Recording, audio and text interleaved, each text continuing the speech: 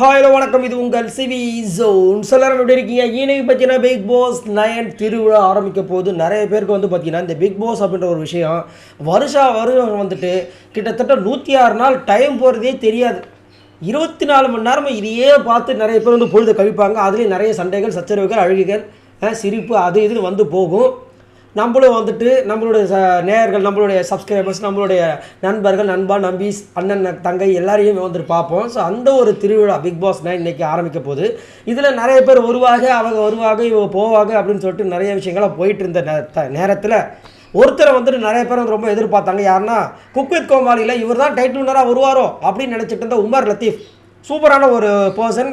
Cook with கோமாளிலே நிறைய டாஸ்க்லாம் வச்சாங்க. அதுலேயே வந்துட்டு பயங்கரமாக பட்டையை கலப்பும்போது இவரெலாம் உள்ளே வந்தாருன்னா வேற மாதிரி வெறித்தனமாக இருக்கும் அப்படின்னு சொல்லும்போது திடீர்னு உமர் லத்தீஃப் நான் பிக் பாஸ்க்கு வர முடியாது அப்படின்னு சொன்ன மாதிரி ஒரு விஷயம் வந்துருக்கு. அது மட்டும் இல்லாமல் இந்த குக் வித் கோமாளி அந்த ரிசல்ட் ஃபைனல் இது பண்ணும்போதே வந்துட்டு அனௌன்ஸ் பண்ணும்போதே அவர் சொல்லியிருப்பார், எல்லாருக்கும் ஒரு படம் 2 படம் கிடைக்கலாம், எனக்கு 5 படம் கிடச்சிருக்குங்க. என்னடா அது 5 படம் கிடச்சிருக்கு, அப்போ எப்போ பிக் பாஸ்க்குள்ளே வருவார்னு அப்பயே எனக்கு ஒரு டவுட் வந்துச்சு. அந்த 5 படத்தால் தான் இப்போ வந்து பிக் பாஸ்ன்ற ஒரு விஷயத்தை வந்துட்டு வேணான்னு சொல்லிட்டார் போல இருக்குது.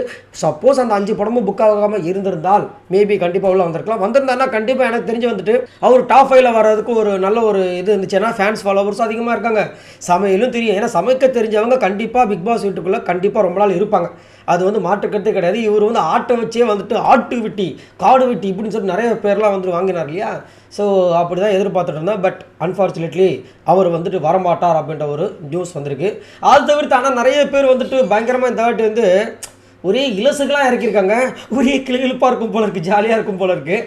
அதில் இந்த விக்கரம் அடாட்டாட்டா ஐயோ இவங்களாம் இருக்காங்கப்பா.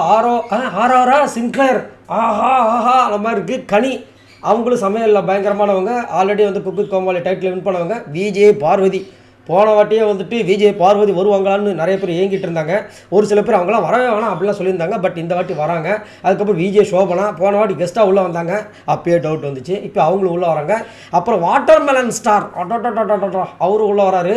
கலையரசன் அகோரி பார்த்தீங்களா, நடுவில் அகோரி மாதிரி ஒரு விஷயத்தை பண்ணிட்டு கடைசியில் பார்த்தா எங்கேயா மண்டையில் இந்த கொண்டையை காணுன்ற மாதிரி வந்துட்டு ஆல் அட்ரஸு தெரியாத மாதிரி ஆகிப்பட்டார். இவர் தானே அவருன்ற மாதிரி இருக்குது. ஸோ இந்த மாதிரி நிறைய விஷயங்கள்லாம் வந்துட்டு நம்மளுக்காக காத்துட்ருக்கு இன்றைக்கி 5 மணிக்கு.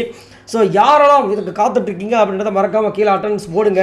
நான் வந்துட்டு இதுக்கப்புறம் நிறைய அப்டேட்ஸ் உங்களுக்காக பிக் பாஸ் சீசன் 9லேருந்து காத்துட்ருக்கு. வாங்க மக்களே, பாய் நண்பர்களே.